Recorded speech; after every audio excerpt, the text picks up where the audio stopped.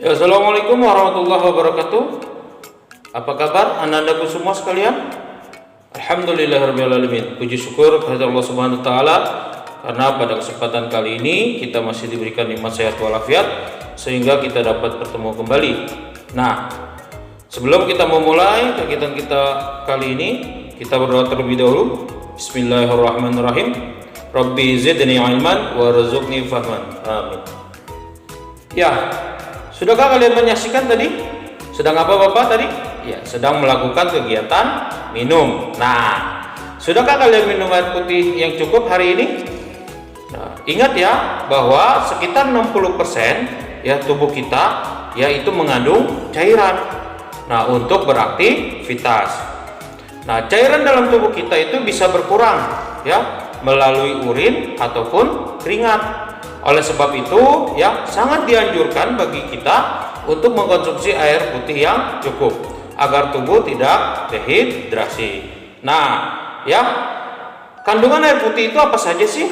Kok kelihatannya sangat penting ya bagi kesehatan tubuh kita. Nah, pada dasarnya ya air putih yang kita minum setiap hari itu merupakan senyawa yang tersusun dari dua buah unsur, yaitu hidrogen dan oksigen. Nah, selain itu juga air putih juga mengandung beberapa unsur lainnya seperti natrium dan juga kalium yang termasuk ya ke dalam jenis mineral. Ya, mineral ini yang nantinya akan berperan ya bagi tubuh kita semua. Salah satunya yaitu untuk melindungi kegiatan ya melindungi keseimbangan air dalam asam basa dalam darah. Nah, tapi ingat ya, jangan minum berlebihan seperti ini. Nah, tunggu. Tadi dijelaskan bahwa air putih itu adalah senyawa. Lalu apa itu hidrogen? Apa itu oksigen? Apa itu natrium dan juga kalium? Nah, kalium, natrium, hidrogen dan juga oksigen itu adalah merupakan kandungan unsur. Memang apa bedanya ya senyawa dengan unsur? Oke, sebelum pertanyaan itu kita jawab, ya, kamu harus tahu dulu.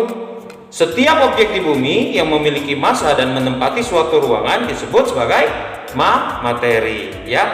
Nah, berdasarkan struktur dan sifatnya, yaitu ada zat tunggal dan juga zat campuran, ya. Zat tunggal itu apa? Ya, zat tunggal itu adalah contohnya unsur dan juga senyawa. Paham?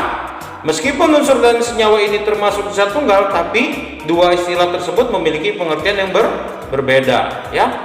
Nah, kita ketahui pengertian dari unsur. Kita bahas masalah unsur, yaitu unsur adalah zat tunggal atau zat murni yang tidak dapat diuraikan lagi, ya, menjadi zat lain yang lebih sederhana melalui reaksi kimia. Beberapa ilmuwan kimia telah menemukan lebih dari 100 unsur, ya. Berikut merupakan sistem tabel periodik, ya. Oke. Nah, sudah ya. Nah, sebagai contohnya ya, unsur dikelompokkan menjadi 3 jenis, yaitu ada yang disebut dengan unsur logam, unsur semi logam dan juga unsur non logam. Apa itu unsur logam? Unsur logam memiliki beberapa sifat khusus, yaitu berwujud padat, berwarna putih, mengkilap atau keperakan atau abu-abu, ya, atau juga kekuningan.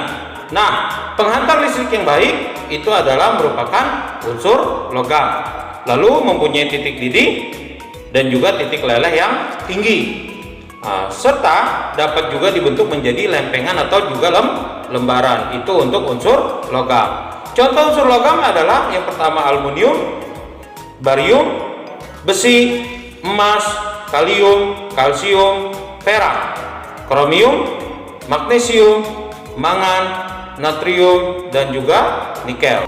Unsur semilogam. Unsur semilogam disebut juga dengan istilah metaloid karena dapat bersifat layaknya unsur logam maupun non logam. Umumnya unsur ini bersifat semikonduktor. Jadi saat suhu rendah, unsur ini tidak dapat menghantarkan listrik dengan baik. Sedangkan pada suhu tinggi, unsur ini dapat menghantarkan listrik dengan baik. Unsur semilogam berwujud padat, namun teksturnya lebih rapuh dibandingkan unsur logam, serta berwarna abu-abu, mengkilap atau agak keperakan. Contohnya adalah boron, ya, silikon, germanium, arsen, antimon, tellurium, ya, dan juga polonium. Lalu unsur yang ketiga adalah unsur non-logam. Unsur non-logam memiliki beberapa sifat khusus, yaitu berwujud padat, cair, dan juga gas pada suhu ruangan. Umumnya berwarna tidak mengkilap, bukan penghantar listrik, dan juga panas yang baik. Mempunyai titik didih atau titik leleh yang rendah, serta tidak dapat dibentuk, direntangkan, atau ditarik. Contoh unsur non-logam berbentuk padat diantaranya yaitu belerang, fosforus, karbon, silikon, iodin. Sementara itu unsur non-logam berbentuk gas yaitu antara lain fluorin, helium, hidrogen, klorin, nitrogen, oksigen, neon, dan juga bromin. Merupakan unsur logam berbentuk cair. Nah, lalu yang selanjutnya adalah tentang senyawa. Apa itu senyawa? Senyawa adalah gabungan dari dua unsur atau lebih, ya, dua unsur atau lebih melalui reaksi kimia yang disebut dengan senyawa. Oleh karena itu, ya, senyawa juga dapat diartikan sebagai zat tunggal yang dapat diuraikan menjadi zat lain, ya, yang lebih sederhana melalui reaksi kimia. Contoh senyawa yang sering kita jumpai dalam kehidupan sehari-hari adalah air. Air merupakan gabungan dan juga oksigen. Nah, rumus kimianya adalah H2O, ya. Nah, melalui reaksi kimia air juga dapat diuraikan kembali menjadi hidrogen dan juga oksigen. Meskipun pada tekanan atmosfer, ya, hidrogen dan oksigen sama-sama berwujud gas. Tapi pada saat mereka bersatu, mereka saling mengikat, maka mereka akan menjadi sebuah wujud baru, yaitu menjadi cair. Hebat bukan? Ya, inilah contoh dari bentuk senyawa air. Nah, asal pembentukannya senyawa itu digolongkan menjadi dua jenis, yaitu ada senyawa organik dan juga senyawa anorganik. Nah, senyawa organik itu sudahnya berasal dari hasil fotosintesis, ya, yaitu berasal dari makhluk hidup.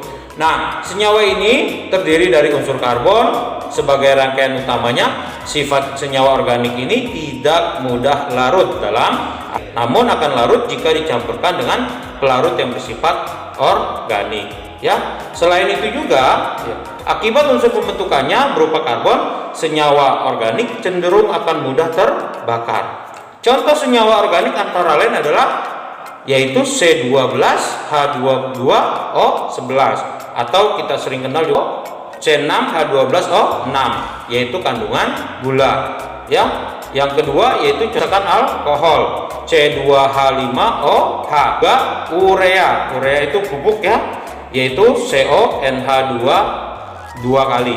Nah, sementara itu senyawa anorganik berasal dari kandungan bawah bumi, ya. Senyawa ini memiliki, ya, tinggi dibandingkan dengan senyawa organik. Senyawa anorganik memiliki sifat mudah larut dalam air dan cenderung tidak mudah terbakar, ya.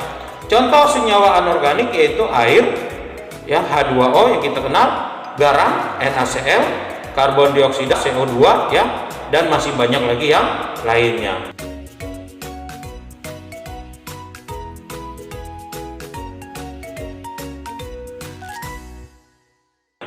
Nah, lalu yang ketiga yang akan kita bahas, yuk kita cari tahu, yaitu tentang campuran. Bagaimana campuran?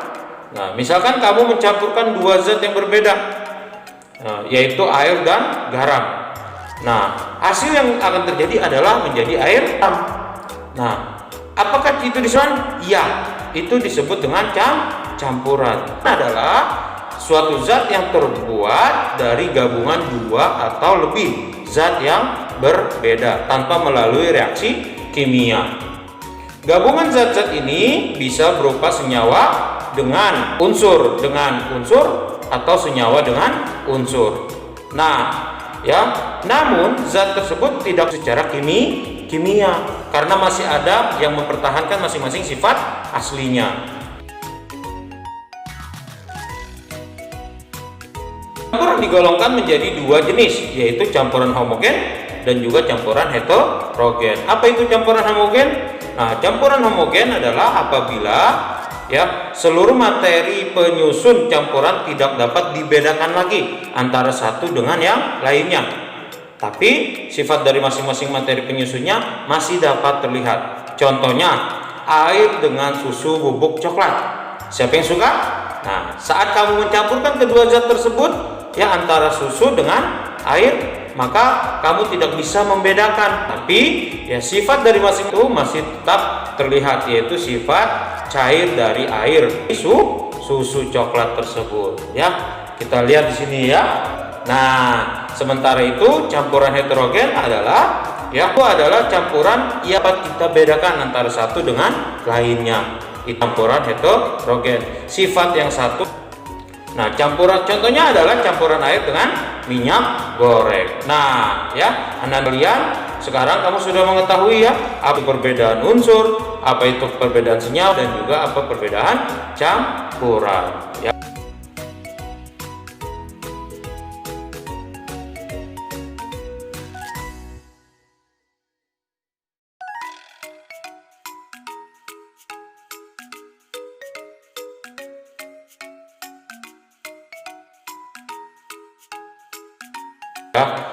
Bapak harapkan apa yang tadi sudah Bapak jelaskan kalian dapat memahaminya dengan baik ya. Mari anak-anakku sekalian, kita tutup perjumpaan kita kali ini dengan membaca hamdalah alhamdulillahirabbil alamin dan juga doa setelah belajar. Bismillahirrahmanirrahim. Allahumma qara'tu wa subhanakallah wa bihamdika asyhadu an la ilaha illa anta astaghfiruka wa atubu ya. Demikian penjelasan Bapak harapkan kalian semua dapat memahami. Nah, kurang lebihnya mohon maaf. Assalamualaikum warahmatullahi wabarakatuh.